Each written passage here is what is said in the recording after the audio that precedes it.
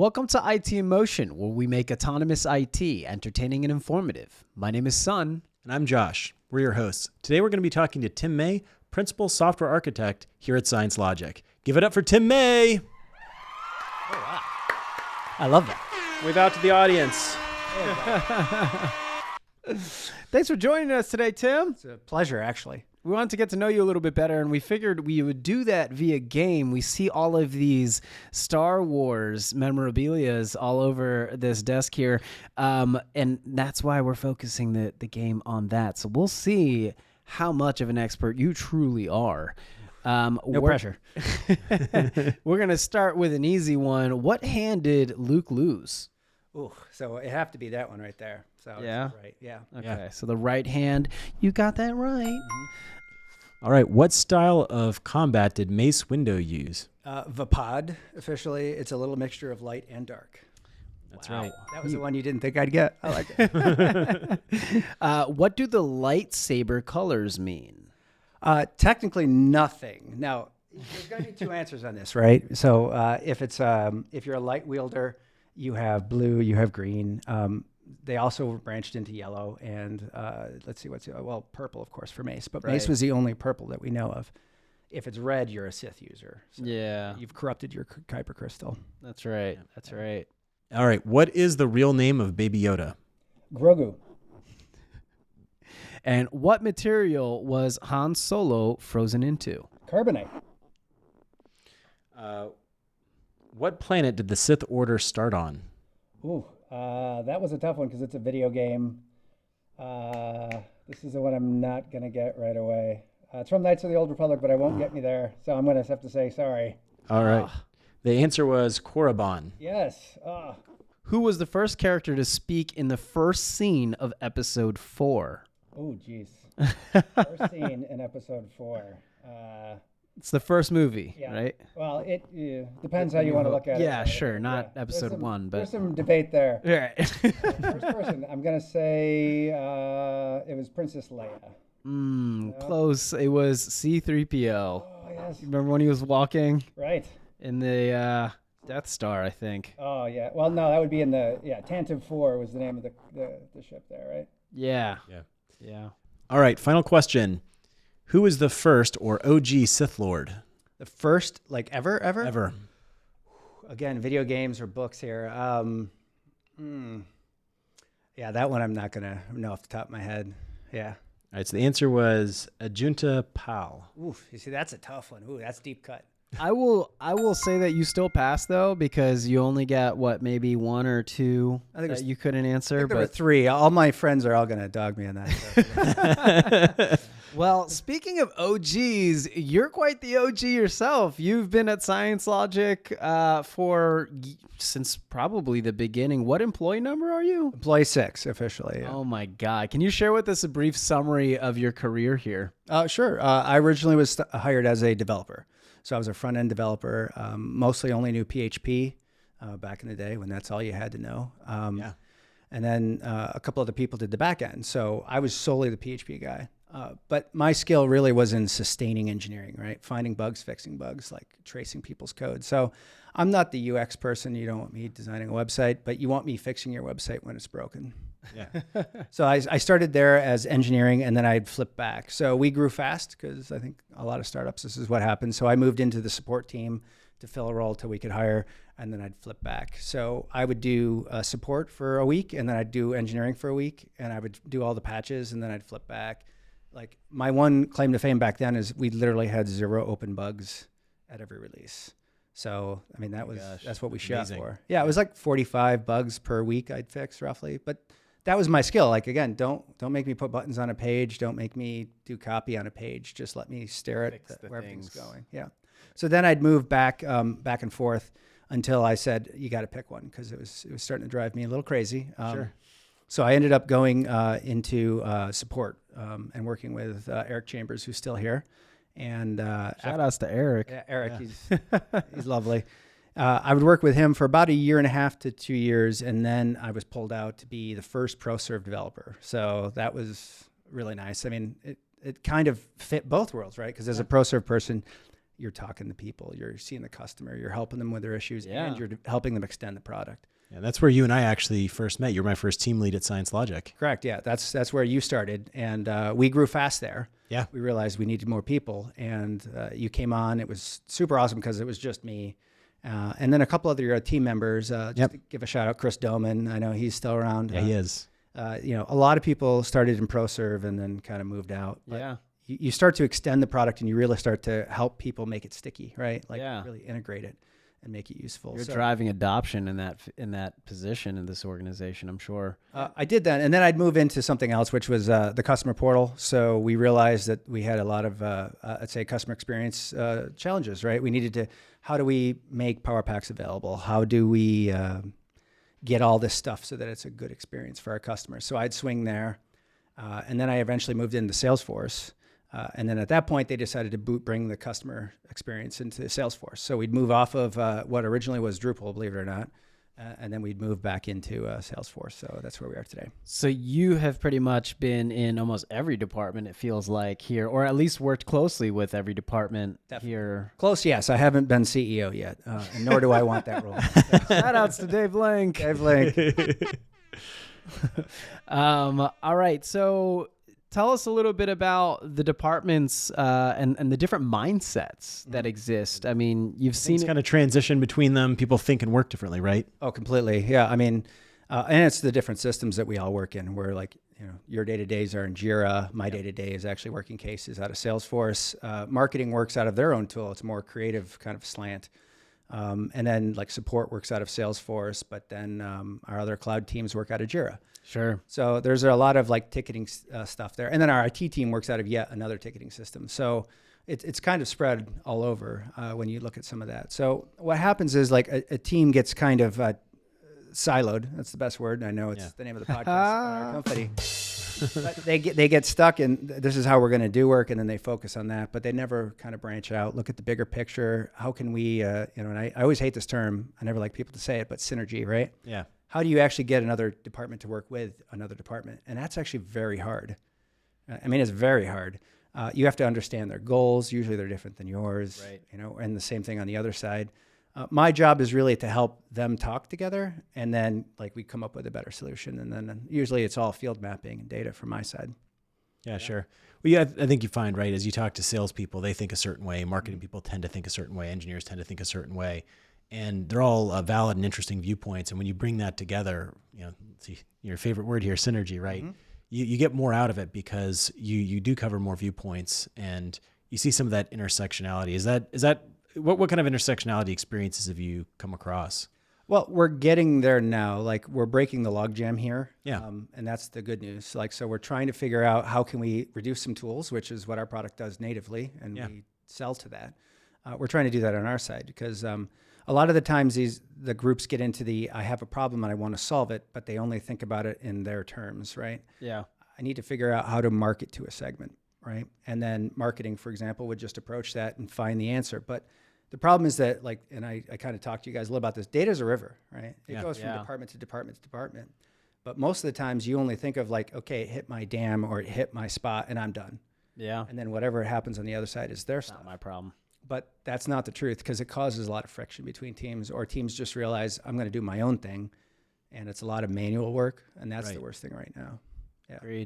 Agreed. So tell me a little bit about more about those kind of problem intersects.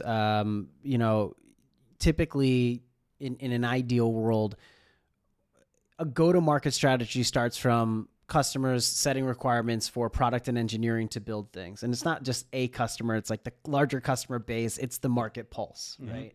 And then it flows, once it's built, it flows to marketing packages it for sales. They also do their demand gen work. And then sales takes it and picks up leads. Now that's kind of how in an ideal world it should work. And how else have you kind of seen that transpire here? Well, I mean, sometimes it's a little one team versus the other because product management or product marketing, but it is a little subset of product management, if you will, should be there, right? And right at the front. But the problem is sometimes they're not. So you have cart before the horse situation, or we're chasing the market too much. So you're really like, the product management is pushing that too much, and then product marketing wasn't ready for it. Right. Yeah. So, and it takes a long time to develop a feature, right? It's not like you can just spin it up in a week.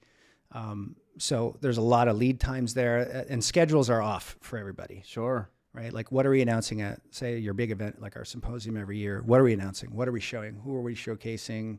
There's this big lead up, but it never gets organized, right? Exactly. Yeah. And that's where I see all the missteps, if you will, is that like one person's ideas, it's not really like they got into a room and figured it out. Yeah. Right. It's like, oh, let's just focus on this because that's right now what Gartner is saying, or let's focus on this because I can sell it, or let's focus on this because the product is ready to ship. Right. Right. It's a lot of balancing acts with these teams. Yeah. You gotta have that balance between, where the market is now, where the market's going, what your customers are asking for, what's actually ready. And you've got to figure out how to build for that future, display what you have, and kind of get all of that out there in a way that's cohesive and helps people solve problems in their own life, their own business. Mm-hmm.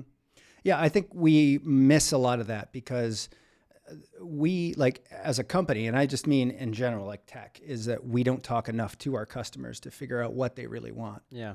Right? Like, we kind of know, but we don't really know. Or maybe we ask them and we say, hey, here's a $40 gift card. Let us know what you think. Or MPS drives that conversation. Sure. But the problem is, like, okay, so let's say you're a customer and you get customer success. You're having a discussion with what you want. Does customer success actually translate that into product marketing or into management?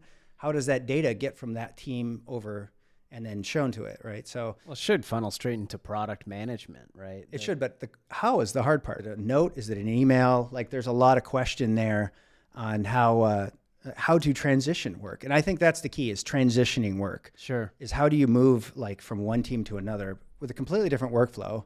And I know you guys directly see it, because, like, how does support ask for your help, right? Something's not right. Right. They're not the experts. They didn't write it. You are. How do they ask you for help? So how does that work transition to you? And then you guys think you did what you need to do. Like, I think I got it. I think this is the solution. And how do you transition it back? Yeah. Right. And I think you touched on some of it when you said proactive versus reactive. We're very reactive to our natural day-to-day tasks and whatnot.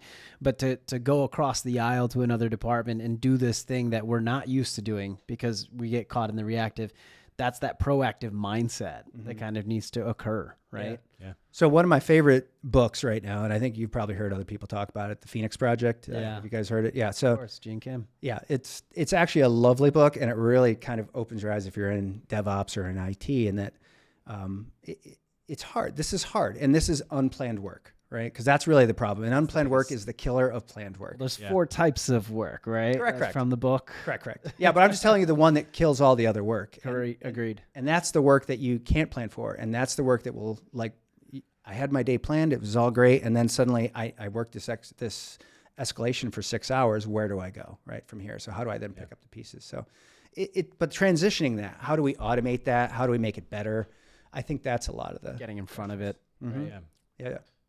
I'll tell you, if you've been in that, like, IT operations kind of role, you maybe resonate a little too much with the problems they're having trying to keep systems up, and get cold sweats reading it. At least that was my experience. Definitely. But we've all felt that from, like, executives, that it needs to be done now. This is what I need. Yeah. My shareholders are screaming at me, right? Because that's their push and their audience. But what's your audience? Your audience should be internal, right? Like, I mean, I know you're also customer facing to a point, because, I mean, all of engineering generally is customer facing, but there's usually a firewall of support there. But the truth is, you want to help the customer get better and fix their issue, or you want to make something easier.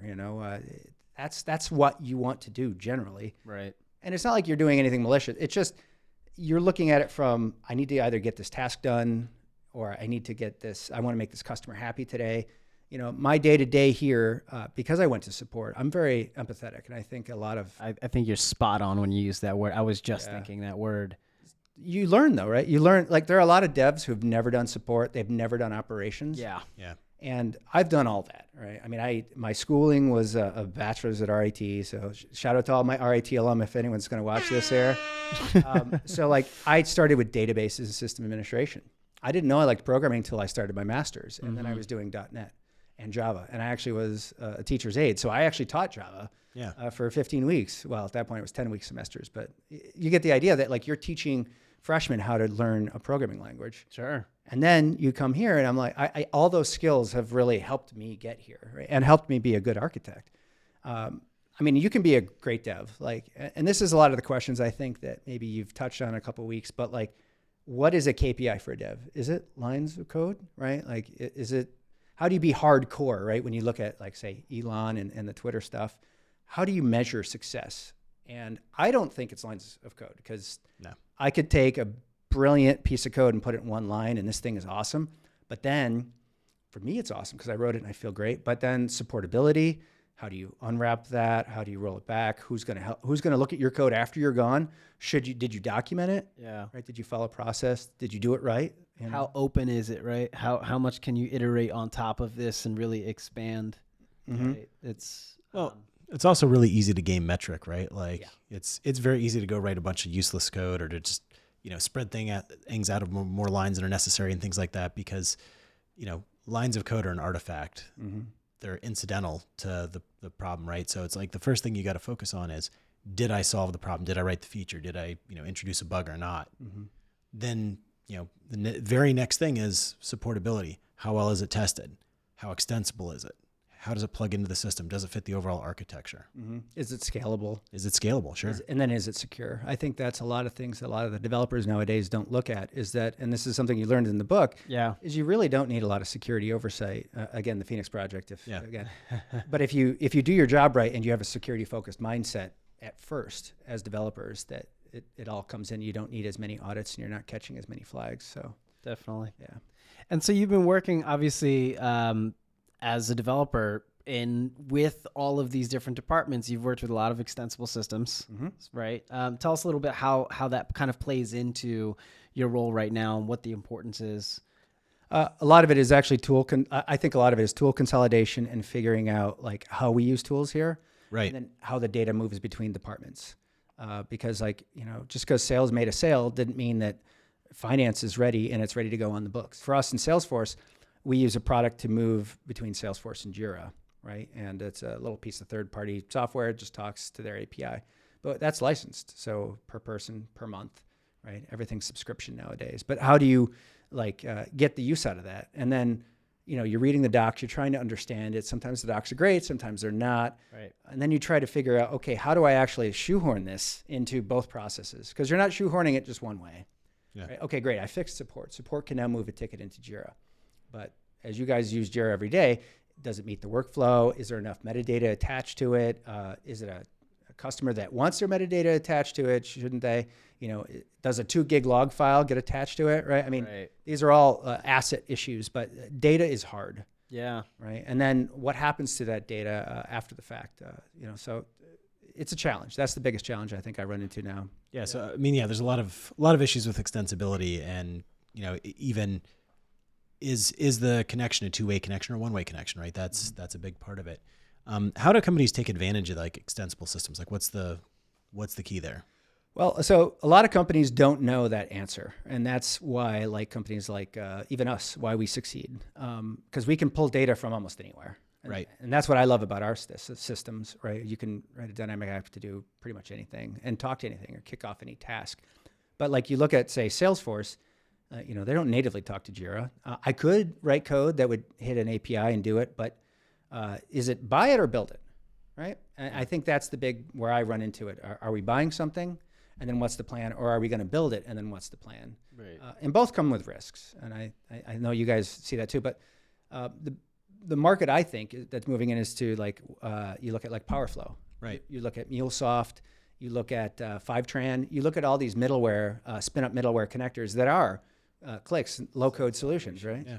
And you then have to connect all those pieces because they're the things that are going to talk to 7 tools at once. Right. And then that lets you do maybe not so much tool consolidation, but tool integration. It lets you deal with that data river you've been talking about. Yep. And then there's also another part of it now that, Salesforce is really on it, but the customer 360. How do we grab data from all these crazy systems?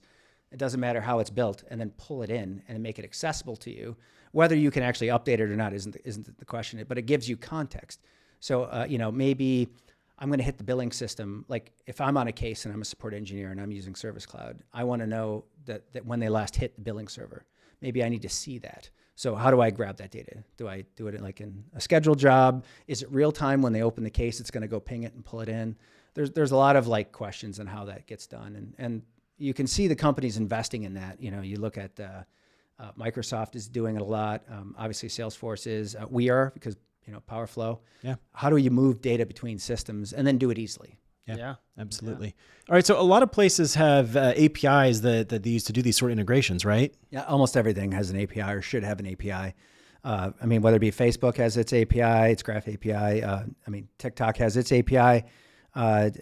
Twitter has its API, which I think now if you want to access it, you got to pay, or get Twitter Blue, I should say. ScienceLogic has like 2 APIs. So yeah, right. Everything has an API. Everything has an API. And so speaking of APIs, TikTok's been on the news a lot, right?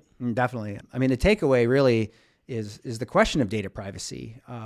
Whether or not it's TikTok or any other solution, how do I keep your data secure, right? And so it's all about trust, right? I think that's the key word is when you look at it. So when I install TikTok, you just go, okay, yeah, I'm ready to watch cat videos, right? That's the truth, but you don't actually know what it's doing and what it asked.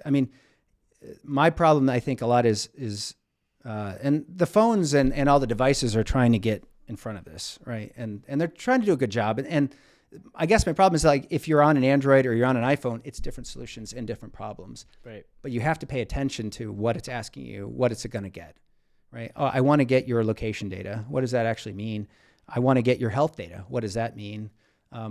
A lot of people just say, yep, I'm okay with this, and they click accept, not knowing what They're not looking at it. They're just trying to check enough boxes to be able to go to the next button where they have the application and watch their cat videos, right? So, I think I'm a TikTok user, so every time I launch it, it always asks me, I want your contacts, and I always say, no, I don't want to provide them. Because, they want that so they can build your graph. They want to know who you're talking to, like LinkedIn and everything else. But I don't want them to have it, so I just say disallow. But it's every time you launch it, and that was the question I brought up yesterday, is like, okay, I'm getting annoyed at this prompt as a user, so I'm just going to say allow. But what is that actually getting? That's getting all your contacts. You don't even know what's in that. And one of our solutions in Salesforce, or one of our problems in Salesforce, is like, let's say, you look at a piece of PII, right? Actual PII, maybe your birth date. If it's a salesperson who maybe they want to know what your birth date is so that they can call you and say, hey, happy birthday. Right. Well, are they putting it in a note? Well, are they putting it in a note that's unsecure? Whereas are they putting it in a field that is encrypted and secured and locked out, and we delete it? So you don't know where that data is going. And that's including in TikTok. If you just say allow, you don't know. They're probably reselling it too. Mm-hmm. And then what if you put your cat's birth date in there? Is it going to go to? Yeah, it is. Yeah, all that data is going upwards, and you don't. Once you've told them I want it, and this is the problem. Once you said I want it, it's theirs, and you can't get it back. Yeah. And really, right? There's a big amount of inertia, right? Like you said, people want to get into their application and do whatever it is they're trying to accomplish, whether it's turning on a flashlight or social media or whatever else it is. Mm-hmm. But yeah, when you make that choice, like I'm going to stop giving them the information, they already have it, and so it feels like, well, it's a lost cause anyways. But I don't think that's true either, right? You can adjust some settings. You can slowly migrate to services that are, in whatever way more privacy respecting. Move from Google and Apple Mail to Proton Mail or self-hosted or stuff like that. Yeah, I use DuckDuckGo. I use that for email track because it removes all the trackers. Right. Yeah, you start to you do move to that, but you have to be. Yeah. It's security conscious. It's you have to choose like that posture. Yeah. So you want to okay, what does Instagram actually know about me? And then look that up. So this kind of leads into the how do you protect yourself, right? Which is go to the settings, look at the privacy areas, try to figure it out. Grab a copy of your data, right? I go to Google, which actually knows the least about me because I actually checked it yesterday. Do a takeout, right? Ask it for all your data. It's going to download all your stuff. But at least you can look at those things and say, what does it know about me? Does it know how old I am? Mine says I'm between 13 and 34, which is not correct. But if you think that, awesome. Thank you out there. Well, you look like it. I appreciate it. But you get the idea that is your data good? Don't be pushing my buttons there, Josh. You get the idea, is your data good and correct versus, is it wrong? Does it think I'm actually a girl where I'm not, right? And that's the other part is, how do you verify this data? You need to look at, if you're a parent, go through the parental controls in the phones, right? Yeah. Go through these settings. And even and this is, I know we're going to go the opposite now. So now if you're a kid, right, this is what you do. But what about your parents? Have you guys actually thought about that? I tell my parents every email you get is false unless you've pretty much talked to me and said it's right. And every phone call, because is it really your car warranty is expired? Exactly. They all want your data in some form. And I mean, the key takeaway here is data is more valuable than gold, right? Everybody will tell you that. It's also a lot of noise, though. It can be, but once they have that data, they know about you. And they can extract it from machine learning. Yep. Yeah. And that was my question, I think, when I posed to you is, when does TikTok stop being a server of these to being a producer? Is machine learning switching that model because it's showing you stuff that they want to show you, that they think that you're interested in? So are they now a producer because they're trying to push that in front of you? Are they paying enough creators to do that and get a certain thing out? I think that's the fine line that we're trying to figure out here as the government. Right. And just to be clear, it's not just TikTok, right? No. It's all the socials. It's like let's not be naive to think that they're the bad guys only. They all have a hand on this, and the only laws that I think are in place right now are to protect the companies from getting sued that we've seen, right? Section 230. I think everyone shared it. Yeah, everyone talks about Section 230. So it's meant to be. If I post content, you can't sue the people posting the content, right? Like you can't go after Facebook for something you didn't agree with, and therefore whatever. You do have recourse, so you can ask them to take it down. You can follow those processes, but that's all it says, and that's how the internet got here, right? It all comes down to money. How much, do you know that they're packaging your data and giving it to data brokers, right? Are they? If you have health data, like, I don't know, Strava, my wife's a big runner and she likes Strava. Are they selling that data to other companies like, I don't know, health insurance or maybe your doctor even? Or private investigators. Or right? PIs, yeah. If you're using health running data, it's probably got like your exact route. If I wanted to stalk you, could I pay $20 and find out exactly your route? Probably. What goes on in that brain of yours, Josh?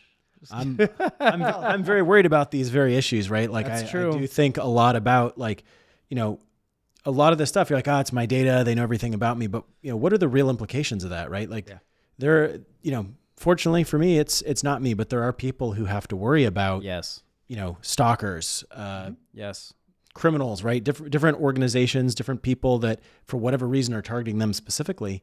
And as this information gets released into different areas, it becomes available to people you don't want to have it. Right.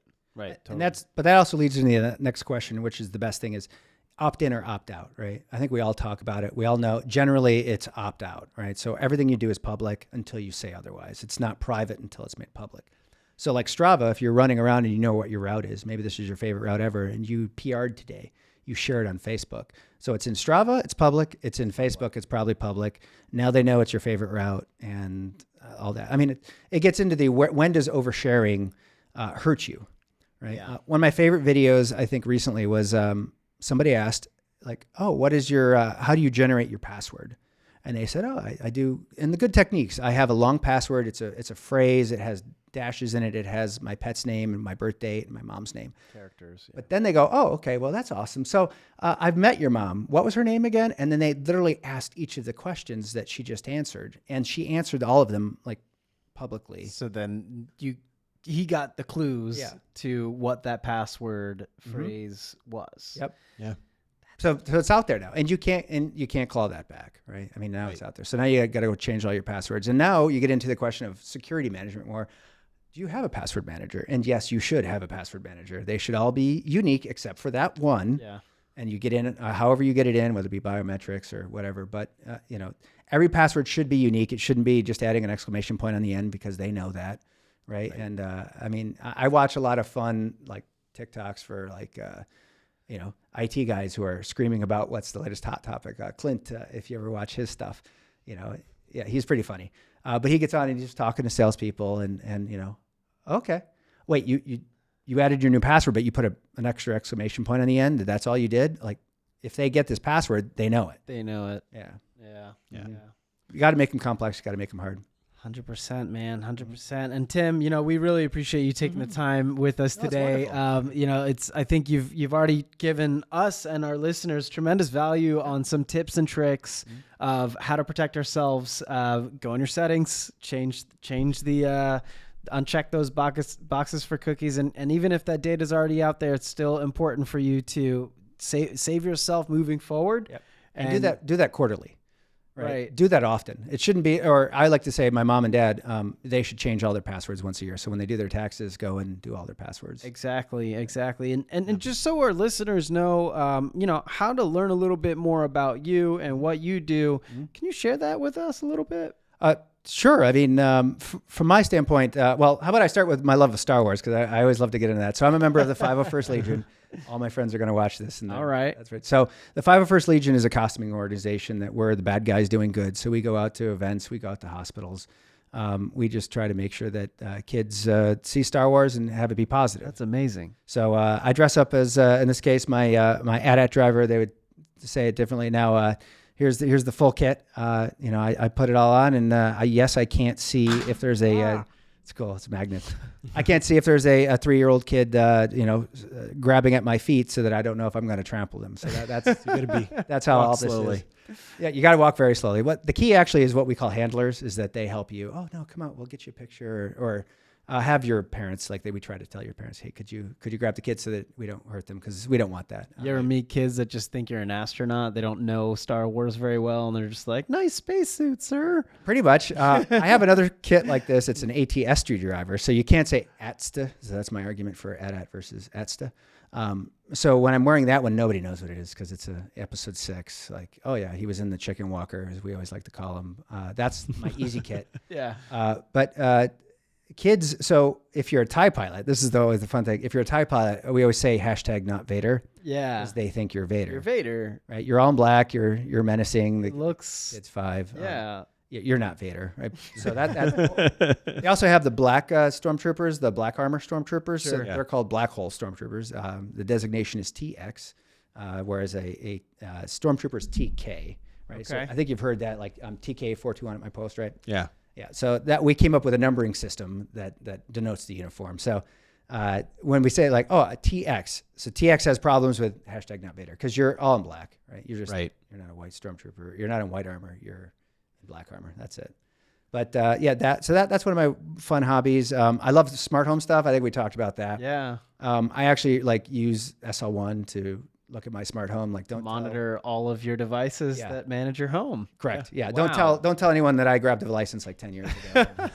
It's perpetual. But as long as I work here, I'll keep it up. But it actually grabs my data. So I still keep up on our stuff. But my big loves right now are Salesforce and actually helping companies. So I've kind of moved a little out from the development. I'm more of the architecture role, where I just get people to talk and just talk about the problems.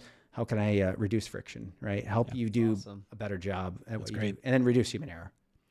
And I'm sure the social that you are on is certainly LinkedIn, I'm sure, right? LinkedIn, yeah, Insta, as the younger generation would call it, but Instagram, yeah. I mean, I'm not really on much Facebook except to talk to my family, really.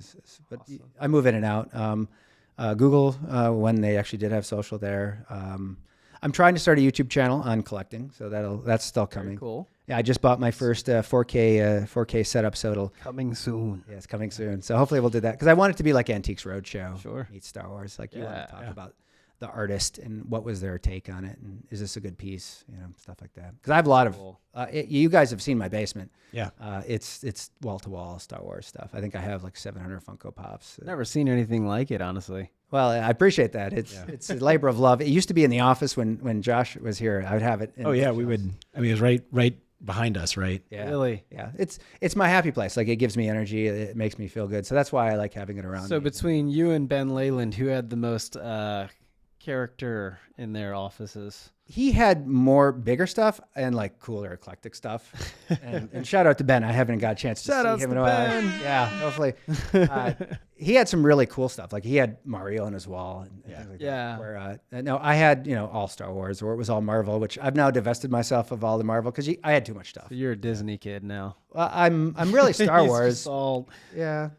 I mean, am I in the Disney camp? Sure, but I'm still just Star Wars. Yeah. Fair enough. Yeah. Fair enough. And you brought one other thing. Did you want to show that off? Yeah, you said to bring one collectible. So I brought an actual lightsaber that I built from a graphic. Yes. Let's go. So here's the actual lightsaber original from episode 4. They built it. Very cool. They built it from a an actual like flash bulb. So it would have a big attachment here, and it was used as a camera, right? So you would light it up and take it out. So this is the actual tube. Now this is a newer tube because you can see they've done a couple things to it. I can't find the original like one from the 70s. They're very expensive now. Sure. And I put a little extra bling on it and made it a little cooler for me. But I actually built this, so it's pretty Very cool. Very cool. Yeah. Let's show it. Let's get a little close up if we can. Yeah.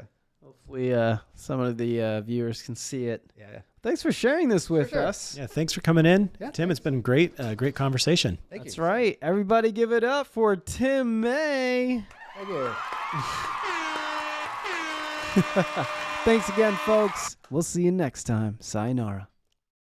Thanks for listening, everybody. I hope you enjoyed that episode. If you did, please hit the subscribe button on your favorite podcast app.